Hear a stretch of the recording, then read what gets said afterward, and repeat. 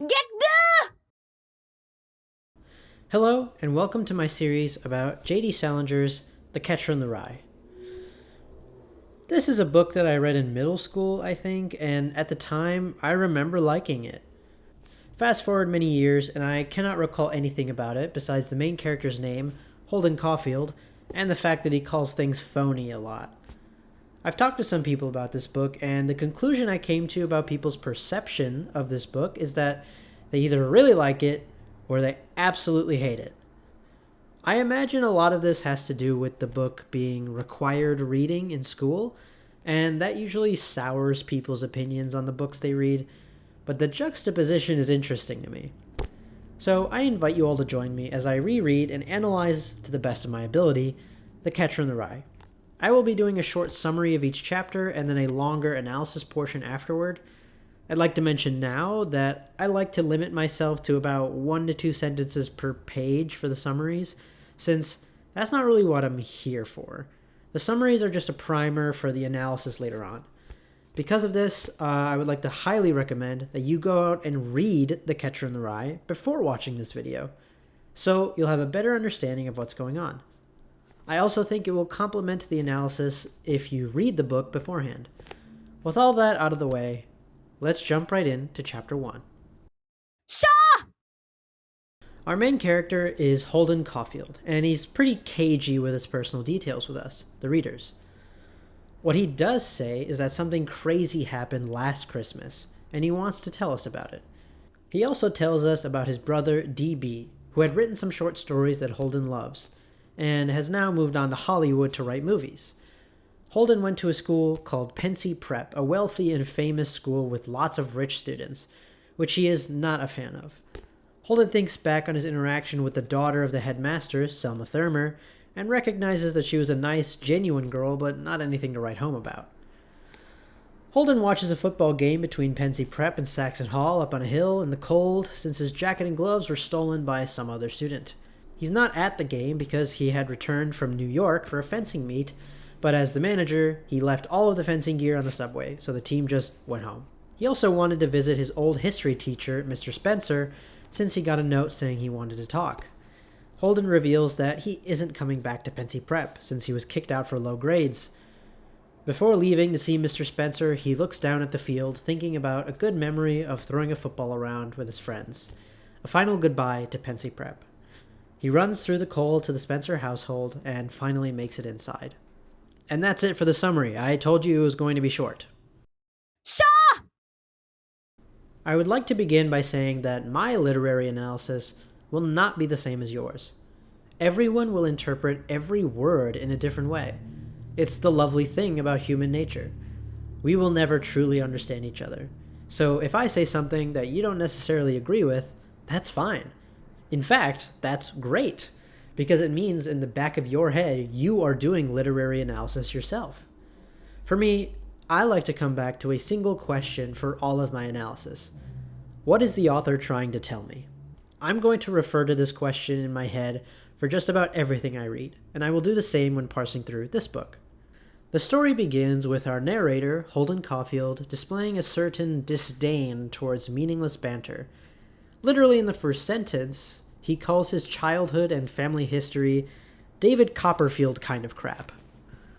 When I read that, I looked over at my bookshelf and saw how David Copperfield was about 3 times as big as the other books I had, and I understood. I understood Holden in that moment. I think this is a very well done introduction. Within the very first sentence, we know the kind of person Holden is. It's not that he's matter of fact, it's that he's bored with what he feels to be unimportant, and gets annoyed when he has to confront it. Also, some set dressing, not exactly an analysis here, but it is important. We learn that Holden is speaking to us from the future, past anything that occurs in this book. He says the story is before, quote, I got pretty run down and had to come out here and take it easy. Huzzah! We have intrigue. We know that whatever events this book holds, it led to Holden getting run down. So far, a brilliant introduction that off the bat characterizes the narrator and creates intrigue in the reader. If you're a writer, this first page is a goldmine for techniques on how to begin. Without telling us, we also gather that Holden is pretty young, based on the way he talks about his parents, but also his older brother, DB. Holden seems to like DB, and DB seems to like Holden, given that he, quote, visits me practically every weekend. But something about DB is irreconcilable to Holden's conscience. It comes in this line. Now he's out in Hollywood, DB, being a prostitute. Holden hates movies, and he hates that his brother is out there making them. This is interesting, and a peek into some further characterization from Holden. Firstly, the word prostitute. I believe he is implying that DB is selling himself in a way to the monster of Hollywood, an immoral mass of greed that scooped up DB's writing talent and left no scraps. Holden sees Hollywood in this way and finds no entertainment in watching movies produced by them. This is a strange stance, right? Hating movies? Holden loved DB's previous works, like his short stories, so what is the difference between that and making movies in the eyes of Holden? It could be that in his mind, movies are simply meant as entertainment, for the purposes of creating money, while the art DB used to create was for himself. Perhaps creating art for people other than yourself demeans you in Holden's perspective, which might explain the use of the word prostitute. Later, Holden talks about his school, Pensy Prep. He talks about the ads and says, like as if all you ever did at Pensy was play polo all the time. This is in reference to the adverts having guys on horses. I think this is another interesting addition to the knowledge we have on Holden. We know he's not fond of Hollywood or of talking about himself, and we now know that he finds false advertising annoying. Annoying enough to mention at the very beginning of this story. There seems to be a through line here of Holden not liking things that aren't really true to themselves, and he reacts to this with extreme annoyance. I find it interesting, then, that he doesn't want to talk about his childhood or family, as I would consider those aspects part of Holden's true self. Yet he does not want to talk about that. Just some food for thought as I keep going. Continuing on this train of stuff Holden doesn't like is college football. He says this, quote, the game with Saxon Hall was supposed to be a very big deal around Pensy. It was the last game of the year, and you were supposed to commit suicide or something if Old Pensy didn't win.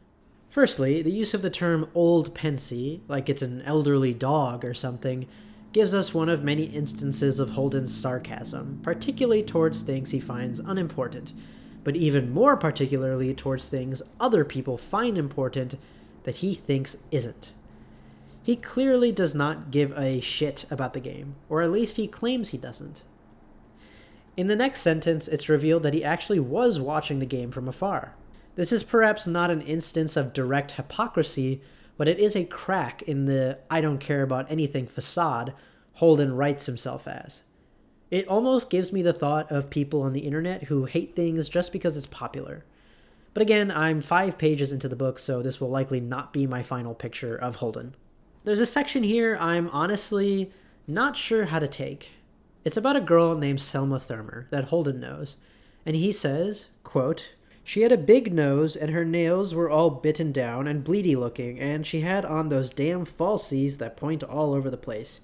But you felt sort of sorry for her. Holden says he likes this girl in general, but then continues to judge her looks. Given that he doesn't do this for any other character so far, it's not a stretch to say this is a form of misogyny.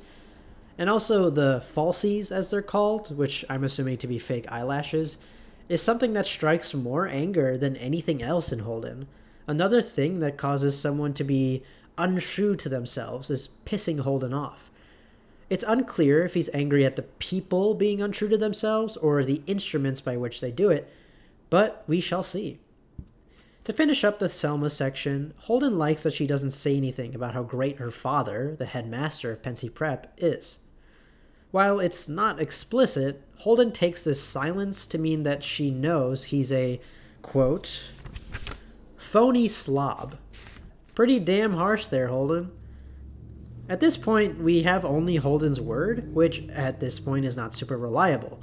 He is just a kid after all, and it does kind of seem that he's projecting his own views onto someone else, when there is no proof that she holds this view. Maybe he's looking for someone like him. Maybe he's lonely.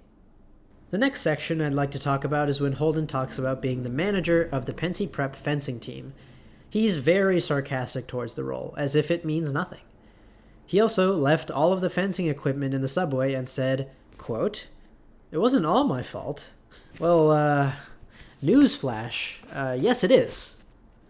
Holden seems, at least in this scenario, entirely incapable of taking responsibility, or of admitting any fault within himself. Even on the way back, he said that the team being mad at him on the way home was, quote, "pretty funny in a way." I think I'm starting to understand why people dislike Holden Caulfield so much.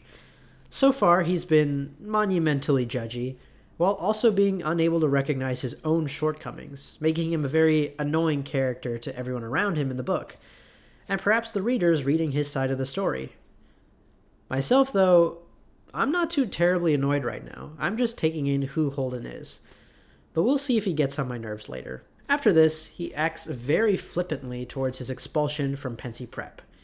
He says, quote, "They gave me frequent warnings to start applying myself, especially around midterms when my parents came up for a conference with old Thermer. But I didn't do it, so I got the axe. They give the axe quite frequently at Pensy." He doesn't seem to care about his expulsion or the school whatsoever, but still tries to give an excuse that his situation is not all that rare. Another little paradox within Holden. He cares, but also doesn't.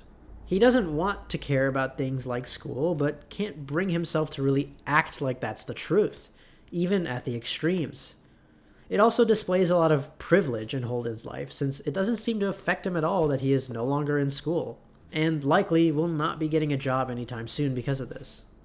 I might be wrong, since I don't know his background yet, but this is just an inference based on what I've read. I've now come to a section that recontextualizes a lot of what I've read so far. It alters the way I see Holden. This is what he says while standing on a hill watching the Pensy football game. Quote, "What I was really hanging around for, I was trying to feel some kind of a goodbye. I mean, I've left schools and places I didn't even know I was leaving then. I hate that. I don't care if it's a sad goodbye or a bad goodbye, but when I leave a place, I like to know I'm leaving it." This is very interesting, and something that feels strange to be told when Holden himself has said in the very beginning of the book he doesn't want to talk about anything besides the events that occurred. It's like Holden wants to be an emotional human being, but feels guilty about it, saying he doesn't care when he really does. Even after displaying how he does not care about Pensy, he still cares enough to want a proper send-off. It's touching, honestly. It's the first time we see Holden doing something nice. It also shows us he doesn't like leaving things behind without being conscious of it. Perhaps there were times in his life where he wasn't afforded that luxury, and maybe we'll learn about them in the future chapters. But this whole section was the most poignant part of the chapter so far, and my favorite bit of writing so far in characterizing Holden. The next section talks about a nice memory that Holden has, chucking a football around until late at night with his buds, and that is enough for his final goodbye. A warm, comfy memory to leave behind Pensy with. Holden is satisfied with it, and so am I, to be honest.